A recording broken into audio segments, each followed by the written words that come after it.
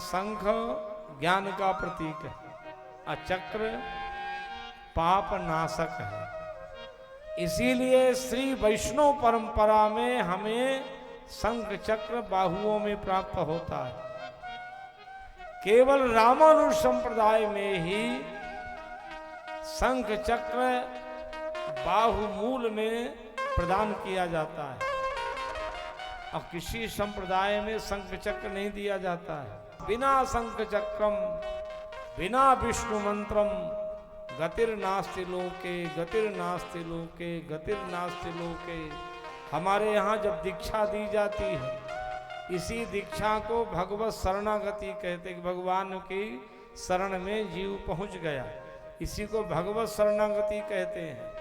पंच संस्कार किए जाते, 5 संस्कार किए। पहला संस्कार बढ़िया तिलक, 12 तिलक लगाए जाएंगे। माथे में तिलक, बाहुओं में तिलक, वक्षस्थल में तिलक, और महाराज 12 जगह तिलक लगा के 12 मंत्रों से केशवाय नमः, माधवाय नमः, ऐसे 12 नामों से 12 जगह तिलक लगाया जाता। पहला संस्कार। दूसरा संस्कार, बाहुओं में शंख चक्र प्रदान किया जाता है। तीसरा संस्कार, महाराज शरीर में कपड़ा ढांक करके कान में मंत्र दिया जाता है।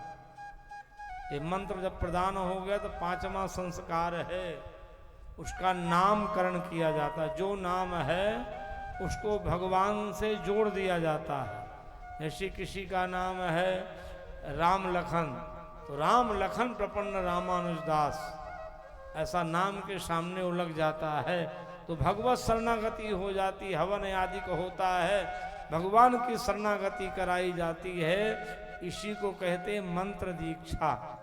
वह जीव भगवत में समर्पित होता है। और भगवान कहते जो सभी ते आवे शरणाई, रखी हूं ताहि प्राण की नाई। और भगवत शरणागति को प्राप्त कर लेता है। इसलिए हमें श्री वैष्णव परंपरा में दीक्षित होना चाहिए। आचार्य मंदिर, नया गांव चित्रकूट, और दूसरा आश्रम पुरानी लंका चित्रकूट, ये श्री वैष्णव परंपरा के स्तंभ हैं।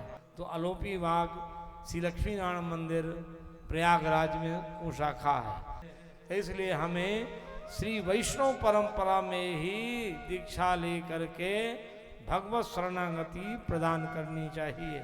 ये भगवान उस जीव का कल्याण करते हैं